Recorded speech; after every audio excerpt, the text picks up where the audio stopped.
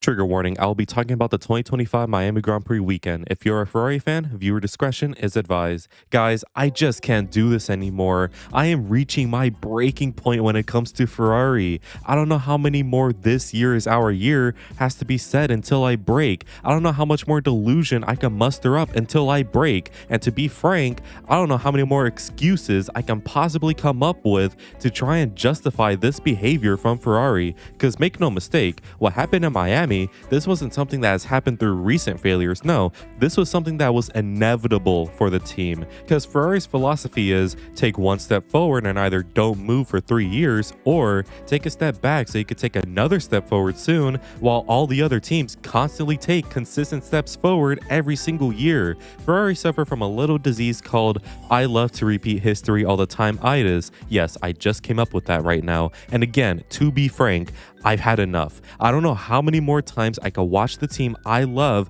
put up generationally horrible performances week in, week out, and pretend that this is some part of some greater plan. So it has gotten to the point where I, as a Ferrari fan, am gonna say it. Ferrari deserves to lose. Year after year, this team commits mistakes that are more preventable than 9/11, and somehow they don't learn. You think Lando Norris doesn't learn from his mistakes? Then boy, do I have the perfect team to show you. So I can't handle it anymore. I put up a fair and just and totally not corrupt democratic vote on my community tab where you guys vote for who my new #1 team is, since I gave up on Ferrari. And if you want to know the results from this fair and just and totally not corrupt democratic vote on my community tab, watch until the outro of the video. So with all of that said, join the Discord to torment me and subscribe if you're new if you have no more hope in the world. So enough yapping, and here is why Ferrari deserves to lose. So to understand why this team deserves to lose, let us see how we got here. Even before 2025 started, this year was already in jeopardy. There were reports that the 24 car, which after the summer break was the second and sometimes fastest car, would not be continued, and the 2025 car would be a brand new concept. This was definitely an interesting decision since, again, the 24 car was fast and right there with McLaren. I mean, nobody else in the front were changing their car concepts, only evolving them. So why Ferrari? Why change the car? Well, apparently it's because there's actually more potential with this new concept, which led the team to believing that the high risk won't happen and the high reward will be obtained. Look, man, stranger things have happened in the sport, so at first I said, yeah, let them change the car so we could win harder next time around. How wrong I was. Anyways, after some aura farming with Lewis, preseason finally gets underway, which is our first look at how the season will turn out potentially. Will Ferrari cook this season and finally win the title, or will Ferrari's risk prove to be a failure? Well, preseason would show absolutely none of that, since it seems we as F1 fans fell for the preseason hype again. Every single year, we always try to see something from this, but nothing happens other than the obvious. The obvious being that McLaren are the fastest car, and everybody else is marginally behind. But if there is a positive, Ferrari didn't look that slow, so maybe there is a chance for them in Australia. Spoiler alert, nope. The season opener in Melbourne, truthfully, was just a classic Ferrari moment. The free practices showed that Ferrari are actually pretty quick, but that was mainly because the other teams were figuring out their setups, and once they did, not only were Ferrari slower than McLaren, but slower than Mercedes and Red Bull. But it was only by a bit, and never say never in F1, right? Nope, you could say Ferrari will never win the title this season or soon. This weekend showed us that despite Ferrari having better team staff since the Binotto era, this team is still operationally horrible. In the race, Leclerc did well to hold fifth for most of it until the rain fell. Charles did have a spin, but that doesn't matter because while the rain is absolutely hammering down, Ferrari tells both cars to stay out and simply wait for the rain to pass.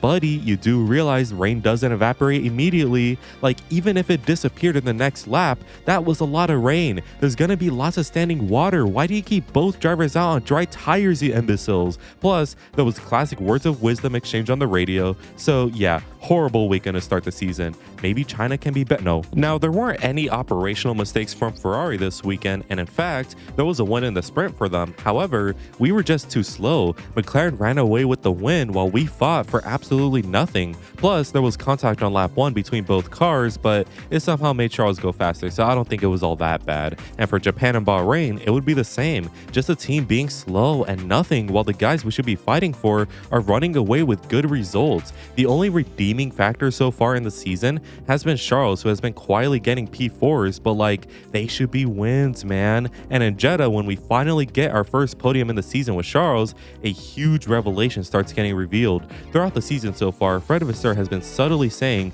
how the car isn't that bad, but they're just subtle comments that can mean anything. However, after the podium, he starts huffing whatever delusion Binotto was on. He starts saying things like, see, the car isn't that bad, we got P3 and you guys are wrong, the season starts here now. And like, is this not complete and utter dog shit what he's saying? Why is he on main saying how P3 proves our car was great all along? Hello, we finished 5 seconds behind the front too with no good pushes. But sure, the season starts now, so hopefully Miami can be awesome with the win. Oh boy. While the sprint race saw a podium with Lewis, which only amplified Vasseur's comments about the car, the podium was like 99% due to the chaos of the rain and simply pitting at the right time. I doubt car pace has anything to do with that, but despite that high, everything else was super low. Firstly, Lewis does what he does best and disappoint, since despite getting P3 in the sprint, he gets out in Q2 while Charles in Q3 gets 8th place. Fast car, huh? Then in the race, don't get me started on the race. For like 90% of it, we were nowhere doing nothing. And the only reason why we became shown on the race later on was because of pure tomfoolery. After getting past Sainz in a Williams, who was still stuck behind them, Antonelli was the next car on the road and only a couple seconds ahead. Now, normally, this is where teamwork starts being applied with both cars by saying the faster one on better tires is ahead and DRS pulls the other car, so both are ready to hound on the car ahead. But what actually happened was Lewis, who was the faster car on better tires at the time, was sitting behind Charles wondering why he's not being let past despite having the pace advantage. By sitting behind him, the dirty air will kill the tires quicker and run the car super hot, which basically makes it super slow. It was only after several laps of this happening to Lewis's car that the team finally decided to let him past, only to be met with the pure stupidity that, hey, maybe letting Lewis kill his tires behind a slower car wasn't smart, since now Charles is getting that same treatment behind Lewis, who cannot push. So they swap the cars again, and all this does is make Sainz closer and closer, and the race eventually ends with both cars just killing each other. So imagine my shock and awe when I saw in the press conferences that Vasseur was still being persistent on the car actually being fast, but the tire wear was the issue. My guy, we have no downforce, no brakes, no tires. This car is a hog, man. Just accept it. And the worst part is we ran an ugly ass blue car again. I give up. So were any of these issues so far in 2025 preventable? Well, I mean, aside from Miami, I would say no. The fact is, the Ferrari car right now is simply a tractor, and it kind of pisses me off when Red Bull fans say they have a tractor, since yeah, your car is definitely slow, but at least Max can make up for it. Our car is so slow that not even a 7-time world champion and the golden boy of Ferrari can fix it. So I would say nothing here other than operational mistakes like in Miami were things we could have prevented. This is the simple reality of the 2025 season for Ferrari. The car is shit, and operational mistakes will only amplify the terrible results we can expect from Ferrari this year. And yeah, I did say expect, because this is, like I said before, a case of I love to repeat history all the time idas. Take a look back on seasons like 2023. The season starts horribly with little podiums and little hope. Then some big upgrade happens later on in the season, which turns the car into a beast that gets podiums and pole all the time. This then leads us to believe that the team can somehow continue this form into the next season and either push for the title or win the title. Then the season starts and we are not where we want to be, and the cycle starts again. And it is because we simply don't learn. There is a giant ego problem at Ferrari, and it's because we always try to find the easy way, which is actually the super duper hard way. Why make a car concept that is promising but not the fastest immediately, when we can make a car concept that is super duper fast out the gate and don't need to do any evolving? This is at least what I think is going on, since car concepts constantly change in the team in an effort to be fast out the gate instead of trusting the process with one big long concept. Look at McLaren. That car they have today first started as the worst car on the grid in 2023, and now it's the fastest in 2025. Red Bull in 2022 had a super duper fast car and evolved it in 23 to be the most dominant car in Formula 1 history. Meanwhile, Ferrari since 2022 has changed their car concept 4 fucking times, and none have led to the title. This is like cooking a fine meal in the kitchen, but replacing all your pots and pans in hopes of making a better meal next time around. Spoiler alert, it doesn't work like that. You simply need to get better. Like, man, I just can't stand it. Even before 2022, this issue was super prevalent, and I wish I could tell you why this happens. I know I said it was because of ego from being the most successful team of all time, but man, that's just my assumption. I wish there was a better answer than something so self-detrimental, but it could be the reality. So if this is reality, how are things looking for the future? Well, with car concepts changing for the new regs in 2026, we have to get these ones right so we could hopefully lay a good foundation for the years to come, but I don't know. There are mixed reports surrounding Ferrari. Some say they are looking good, some say they're slightly behind, some say they are dog shit. There doesn't seem to be any proof for how the team will actually do, but here is what I believe. We are fucked. I personally believe that with the constant changes in car concepts since 2022, we have forgotten about 2026, which will only lead to the development being behind compared to the other teams. I don't think we'll be like back markers for 26. However, we certainly won't be contenders for the title for a while. I think we'll be upper midfield, and that is tragic. So tragic that will eventually lead Charles Leclerc to leave the team as soon as the end of next year's season.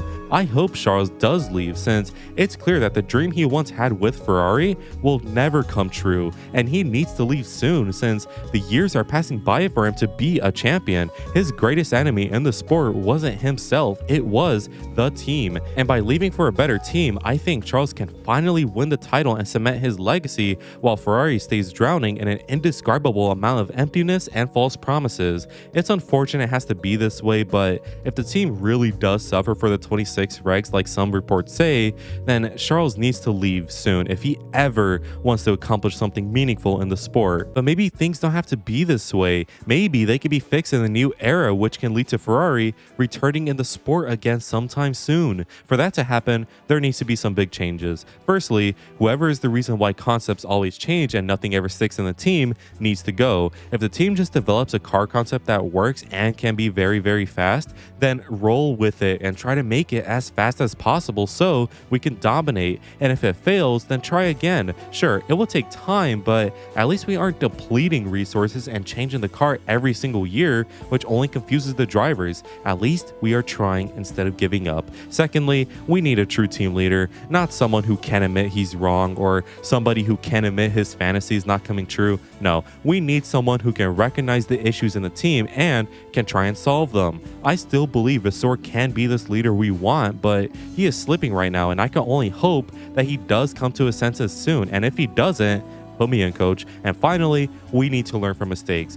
Give faith and time in things that need faith and time, and get rid of things that are irredeemable. Every team has a bad strategic race. It is inevitable, but when it is happening almost every single week, then you need to change things up. And when the car is sucking almost every single week, even though there is potential, then try and extract that potential and see if it is there before you throw it out. Please, Ferrari, I am distraught how this team is operating, and I just want better for you guys in the future. However, for my current sanity, I'm sorry, I must retire the delusion for now. So that was my thoughts on Ferrari right now.